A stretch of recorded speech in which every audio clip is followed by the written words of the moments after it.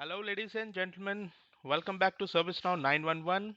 We are starting a new series where we will discuss with you all the most viewed community questions. So let's start with the very first one. It is being viewed by around 2 lakhs times. Okay, so let me show you how to do that. So where to check ServiceNow version? So for that, you have to go to ServiceNow instance. So this is my instance, and you have to write stats here.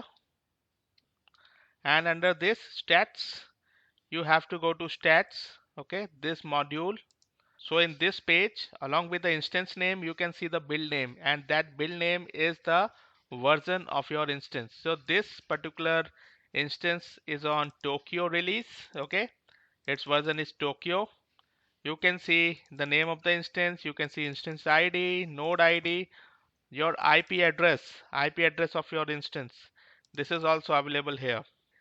So along with that, you can see the memory details. This is the total memory which is allocated, okay, and what is in use.